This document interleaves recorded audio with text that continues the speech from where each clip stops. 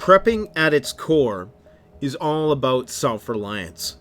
And one of the pillars of self-reliance is personal security.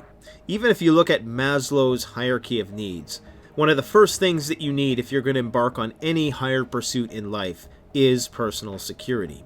Now, we in the developed world, we have the luxury of all of these social institutions which insulate us from the malevolent people in the world. Those darker parts of human nature we never have to directly confront if you live in one of the big cities. Between the police, the military, corrections workers, even psychiatric nurses, social workers, they all deal with the bad people. So us District 1 inhabitants can go on carrying on with our frivolous existence, pretending like these things don't exist. And contrary to popular belief, although we have evolved technologically, we unfortunately have not evolved morally.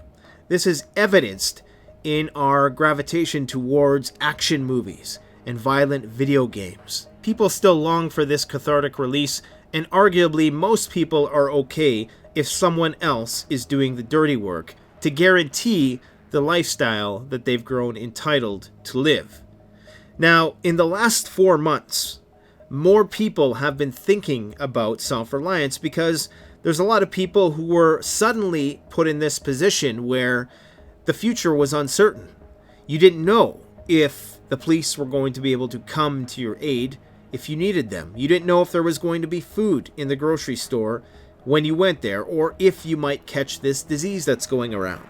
This means that there's a lot more preppers now than there was before, and a lot more people who've likely softened to the idea of owning firearms for a variety of legal purposes. And I think that within this climate, where I wouldn't say we're necessarily on the brink of societal breakdown, obviously, but it's definitely within visual range with the right set of eyes. And from that vantage point, it's much easier for a person to understand the importance of having firearms not only for procuring food, but also as a means to defend themselves.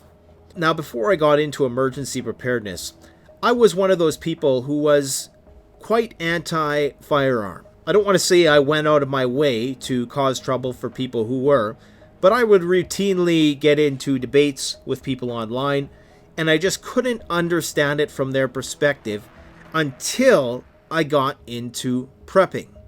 And prepping for me, as I'm going to talk about in an upcoming video, is all about self-improvement. It's all about becoming a more productive, upstanding member of your society. It's all about improving yourself, quitting your addictions or quitting things that are bad for you, taking responsibility for yourself, and preparing for the worst, the most unexpected things that could happen. And of course, when you start looking at all the things that can potentially go wrong, like pretty much everything that's gone wrong in the last 4 months, from the Australian wildfires to, of course, the pandemic and the near conflicts that we're seeing, and of course all of the economic troubles that we have to deal with in the future, we can see that this wonderful society that we've created is not guaranteed. And as such, we need to be prepared if these social institutions that we enjoy ever falter. So as some of you may know, there was recently an incident here in Canada where a malevolent psychopath decided to take the lives of 19 people. And to make matters worse, our insensitive government decided to exploit this opportunity while people were still grieving and still in a state of extreme emotional duress as a result of the events that had been going on. They took it upon themselves to put into law sweeping bans on 1,500 firearms that they deemed to be assault rifles. Now, I'm not going to get into the faulty semantics of what an assault rifle is. I'm going to let the CCFR do that, and that's why you need to go over to their YouTube channel and check out a video that they put out recently, because they're going to be taking the government to court over this. And they have a really good chance at success, but they need your support.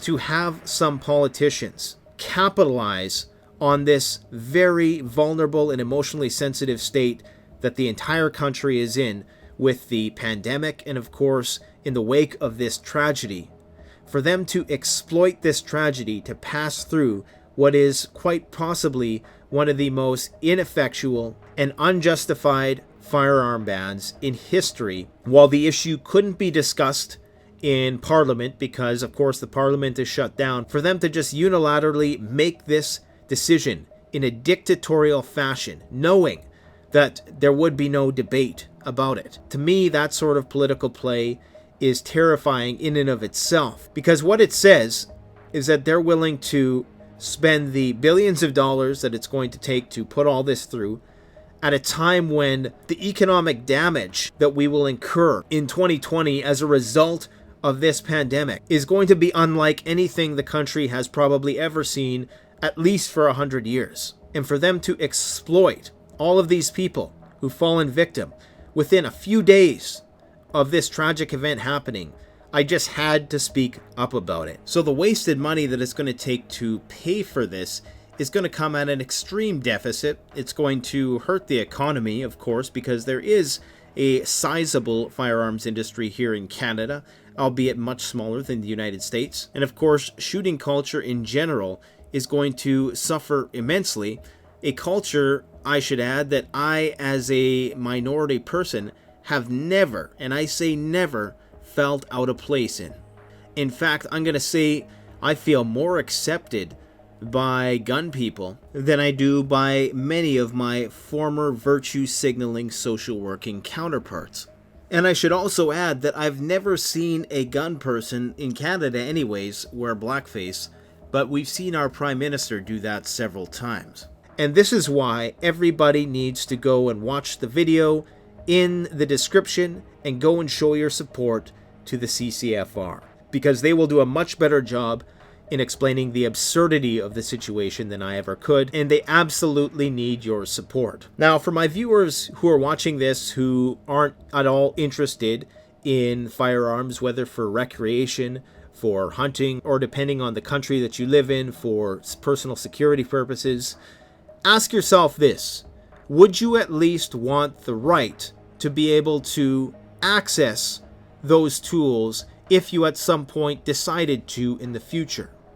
Especially if it could be shown that the removal of those from law-abiding firearms owners, who are among the most vetted people in society, who get a security background check by the Canadian government every 24 hours. Wouldn't you like to have the option? Ask yourself, what if things were 10 times worse than they were now? What if we weren't able to flatten the curve? And what if there was no emergency services? And what if there was no way to enforce the law on a massive scale? Now, I am in no way, shape, or form saying that people should be vigilantes. There are certain laws with the Canadian government that dictate what your rights are as it pertains to firearms use in self-defense situations. And I can assure you they don't give you much leeway.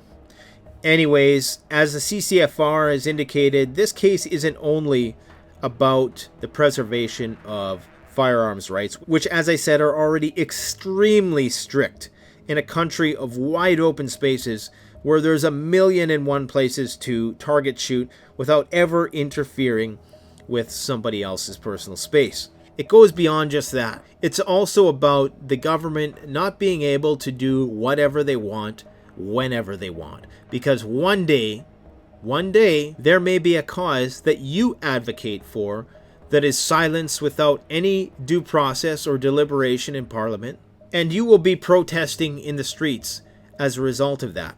So I would encourage you, please, even if you're one of my subscribers from the United States, go and support the CCFR.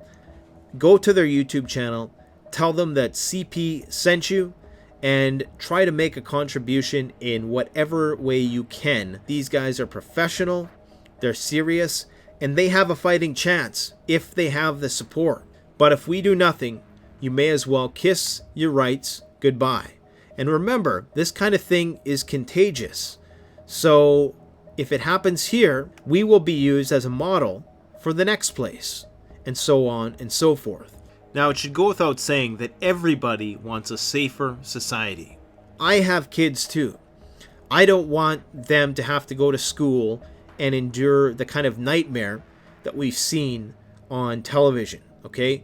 But there are other factors at work there that go above and beyond, that are cultural, that are ado with our society that we absolutely need to address and stop ignoring and simply trying to boil it down and oversimplify it and think that it's only ado with the tool in hand. Now, I've known a lot of liberal people in my life. In fact, like I said, before I got into prepping, my views were largely fiscally and culturally liberal. I still would consider a lot of my views culturally liberal. I'm leaning more fiscally conservative at this point, but I'm also in flux. I'm adaptive to the times, and I'm liberal in the classical sense of being a liberal. Remember what the word liberal represents: liberty. The essence of the word is freedom. And I also understand that a lot of people who are advocating for the other perspective genuinely mean well. And I know that the road to hell was paved with good intentions, and just because you mean well doesn't really mean a whole hell of a lot if you're wrong. But that's what people need to understand, is that these people, a lot of them, it's not just about, being power hungry. Unfortunately, there are caricatures and stereotypes that people associate gun owners with, and I think that is what they're targeting when they advocate for these types of laws.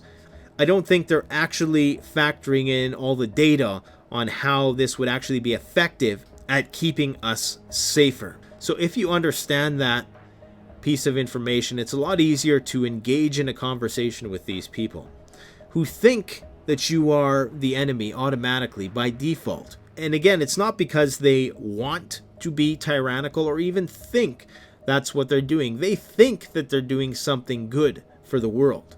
Unfortunately, that viewpoint just does not align with reality. If you can show that you understand where the person is coming from, that will cause them to put down their emotional defenses just enough that will allow them to see the logical aspects of your argument. Every time you resort to name calling or overgeneralizing and just presuming that all liberals are somehow against firearms ownership and firearms rights, which makes no sense whatsoever, especially in the classical sense. Remember that this issue has been politicized. I don't know if it's by design or what, but the truth is there's nothing inherent within the classical liberal ideology which necessitates the erosions of rights and freedoms around the possession and acquisition of firearms. The rights of certain minority groups throughout history to defend themselves, had they had that capability. The minority groups, which are often referenced by the left, they would stand to benefit most from having a means to defend themselves. I mean, it is the great equalizer, especially with women who are naturally at a physical disadvantage to men. A single mother living in a very bad neighborhood, in a situation like we're in today, that was potentially 10 times worse, how can she defend herself without some form of technology getting in the way of her and an aggressor? And as Ice-T likes to say, I'll give away mine when you give away yours. Why is it that the police become increasingly more militarized while the civilian population becomes ever more demilitarized? This theory appears to be lacking in consistency, and any social justice advocate with integrity should at least acknowledge this terrifying contradiction. So that is the real irony in this entire situation, because in an alternate universe, this situation could be politically backwards. You would have liberals advocating for firearms rights staunchly, and you could have conservatives staunchly opposed. These are just the teams that we've found ourselves in. There's no logical basis behind the politicization of this particular issue. And I realize that that's a much bigger topic, but I always try to bring you something else to think about above and beyond just the referral to the CCFR. And remember, even if you are not a firearms enthusiast and you don't own one, are you willing to totally give up your right to ever do so? Some of you might say yes. Let me know in the comment section below. Now, I've tried to do my best to keep this appeal as Canadian as possible.